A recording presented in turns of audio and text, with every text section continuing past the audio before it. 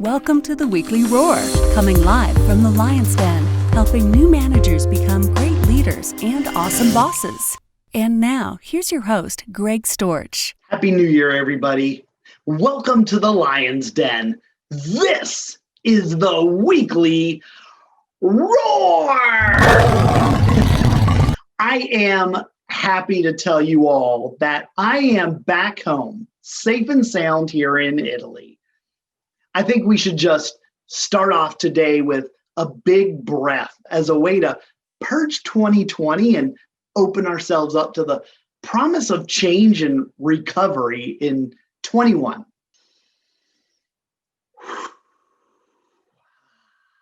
That felt good.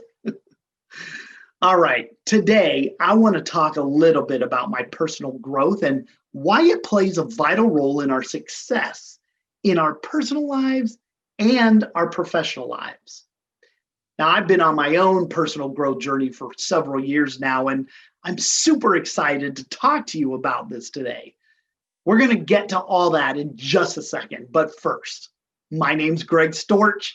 I'm the owner of Lion Enterprise, host of the Weekly Roar, and the founder of a worldwide bartered coaching program called The Helping Hand. I am a certified professional leadership coach and a certified leadership speaker and trainer. Now, if you joined us last week in the Lion's Den, or if you caught the replay of the Weekly Roar, then you got to hear me talk about that oxymoron called time management. What you heard me say was that the secret to success is not managing our time, but managing ourselves. At the end of the day, we have to focus on the things that are within our control, like ourselves, and not on the things we can't control, like time. If you weren't able to join us last Wednesday for the Weekly Roar, or if you need to get caught up, or maybe you just want to watch that episode over again, you can access the free video resources on my website at lion-enterprise.com.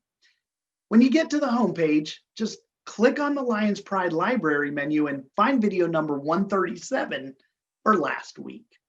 And while you're in the Lion's Pride Library, make sure you look around and stay a while because it's a free resource and it's a great way for you to get more of the roar. Okay, you guys, it's time for today's topic, and I'm calling this lesson learned the power of personal growth.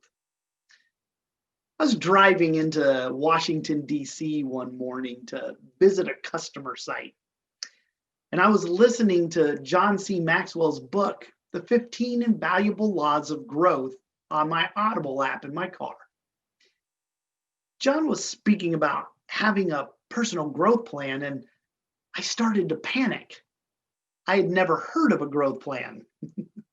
Not only had I not heard of such a thing, but I also didn't have one. And to be honest with you, I really never gave it much thought. And then John said something that morning that was life-changing for me. And he said, people don't automatically grow.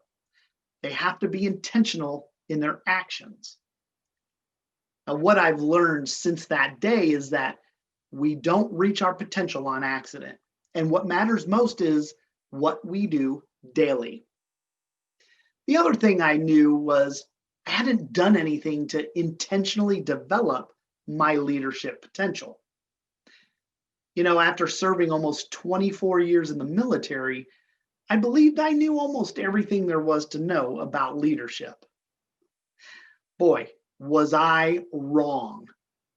Now, luckily for me, I quickly learned that I had a lot to learn. That's the day I became intentional in my actions to develop my leadership potential by learning all I could about leadership. The other thing I learned was that I'm still learning, and that's never going to end. If you want to improve in life or in your leadership, you have to be a good learner. You have to have a plan for your personal growth. If you don't, you won't grow. And you know what they say, if you ain't growing, you're dying. Now, I know there are many of you that already know the value of personal growth. So if that's you, I hope this just serves as a pulse check or a reminder to continue on your growth journey. If not, or if you're new to all this and you want to learn and grow in areas of your life and leadership, then today I want to share some suggestions on how you can do just that. Okay, none of you will be surprised when I tell you that the first thing is that it all begins with you first. You have to invest in yourself. Now, that might sound obvious, but I bring it up because sometimes leaders will put their focus more on developing the business or a product. But think about this for a second. The growth of the business really depends on the growth of the people in the business. And their growth depends on your growth as the leader. If you aren't growing, then they aren't growing. And oh, by the way, your people can only go as far as you go. So you better get going. So by extrapolation, if you want your business or this company to grow, you have to grow first. The other thing that gets in the way for leaders to think like this, like investing in themselves, is that good leaders tend not to be selfish people.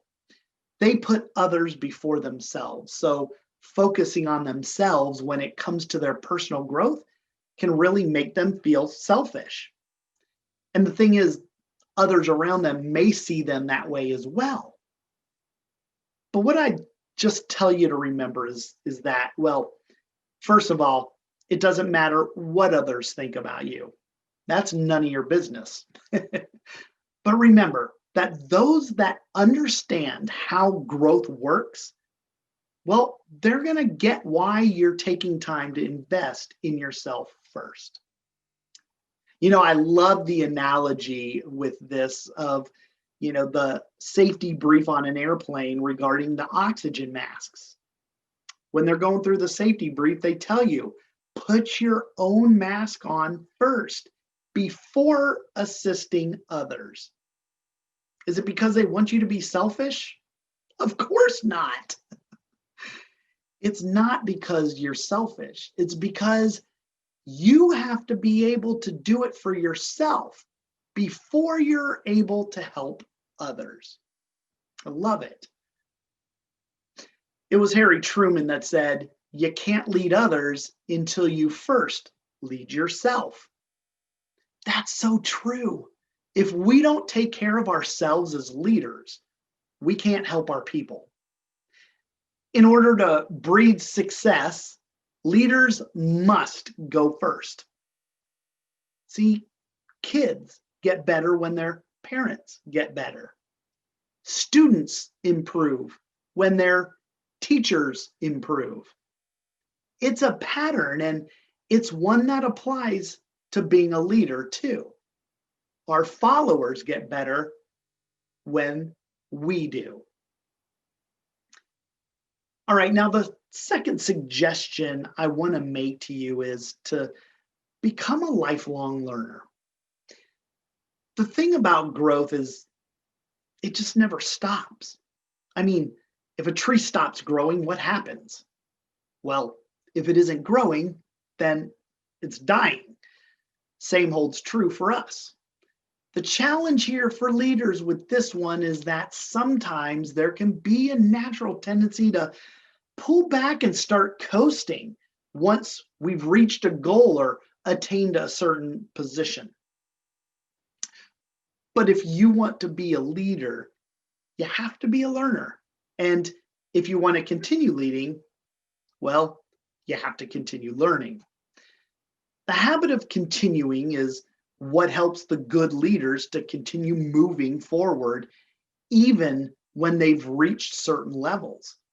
And There's also a secondary benefit to developing that habit, and that is our accomplishments help to create and keep credibility as a leader.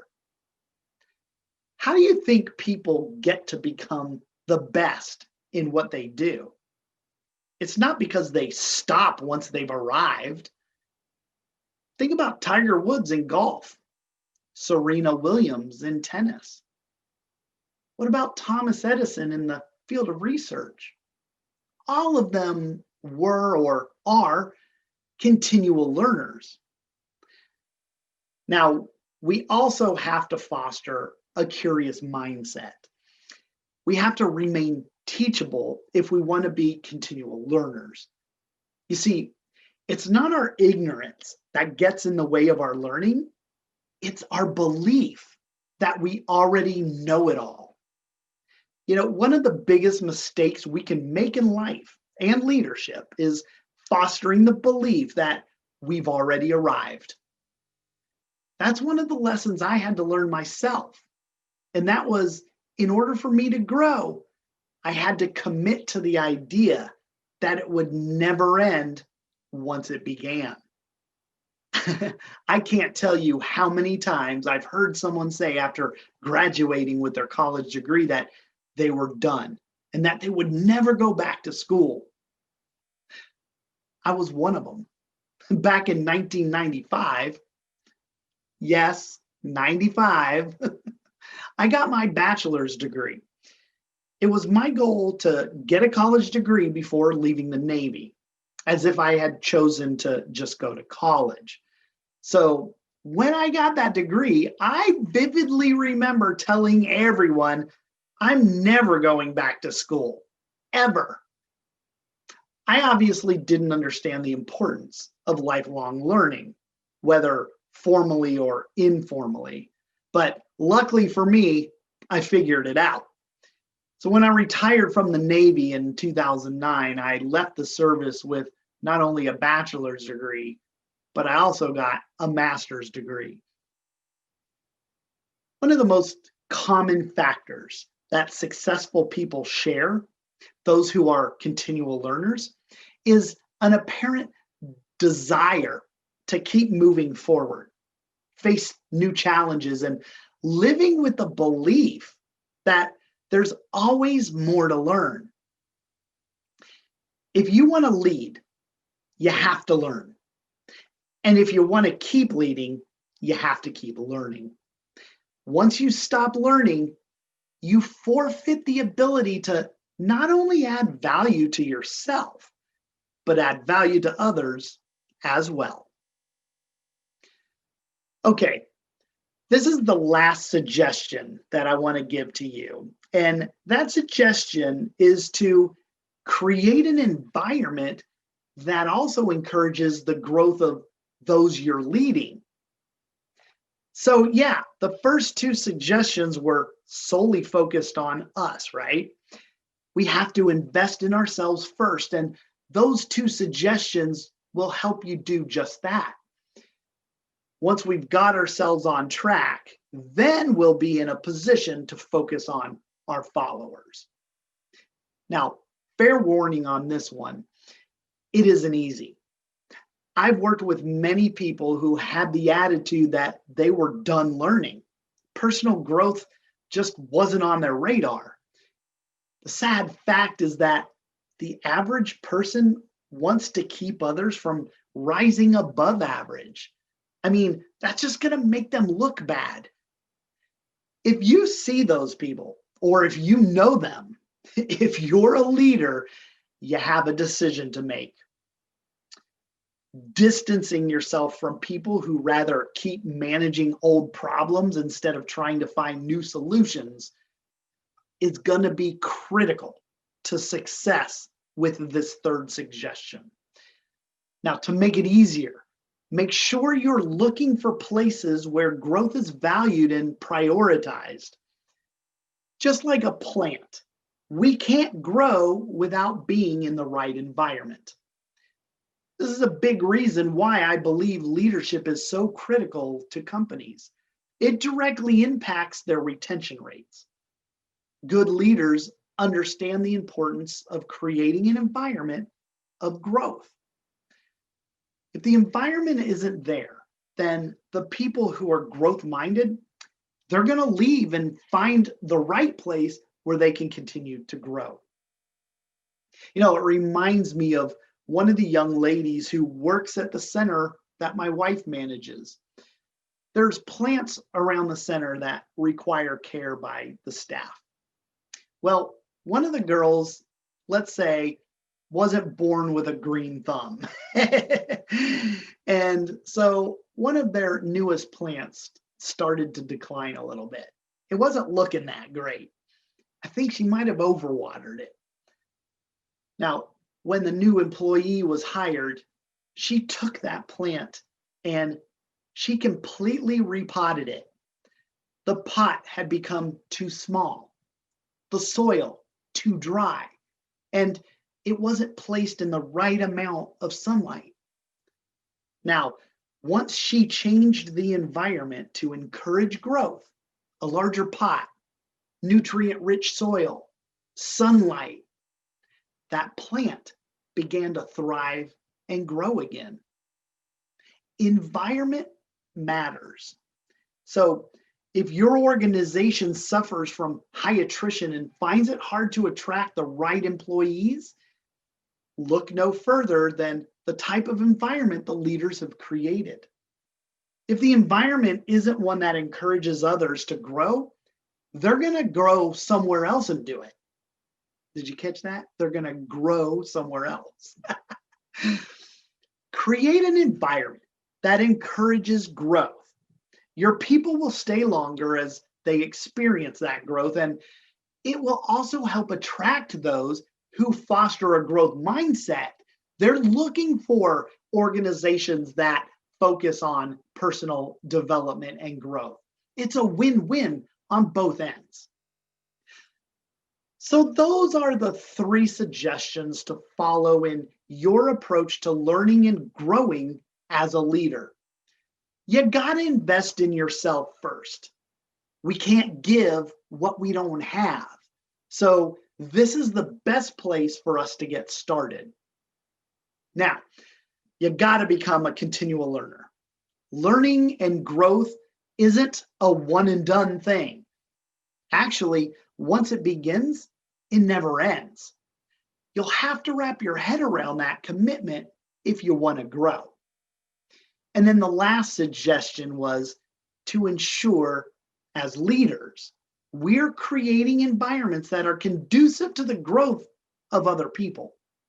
Not only that, we have to make sure that we keep a distance from those who have no desire to grow whatsoever. Keep this one thing in mind. Other people's attitudes and actions can rub off on us. They do rub off on us. So it's important to pay attention to the people that you surround yourself with. If you're the smartest person in the room, then you're in the wrong room. Being around people who are better than we are can make us stretch and improve ourselves. I've talked many times about the importance of not only our inner circle, but our tribe as a whole. If you're trying to really commit to becoming a continual learner, or if you're trying to create an environment of growth in your own organization, the secret to your success is found in the people who surround you. I'll never forget the morning I pressed play on that audiobook and listened to the first chapter. Growth doesn't just happen. We have to be intentional about it.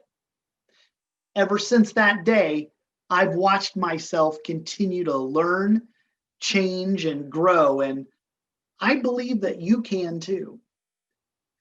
All right, everyone, that does it for me today. It's so great to be back home in Italy. Thanks for joining me. I appreciate you, and I look forward to our next episode. I'm really excited about next week's lesson learned because it's a lesson that was really reinforced last year when the world faced a pandemic of epic proportions. Next Wednesday, I'm going to speak about how adversity can strengthen our leadership and really distinguish great leaders from the good ones. If you want to keep running to the roar, then come on back to the Lion's Den next Wednesday at 11 a.m. Eastern Time and join me for the weekly roar. Thanks so much, everybody, for showing up today. I appreciate you, and I look forward to seeing you again soon. Until then, remember, be powerful, but stay poised, just like a lion. Bye, everybody. Thanks for watching the Weekly Roar live event at lionenterprise.com. If you enjoyed this video, please tell others to join us each week here in the Lion's Den. Thanks again, and see you next week.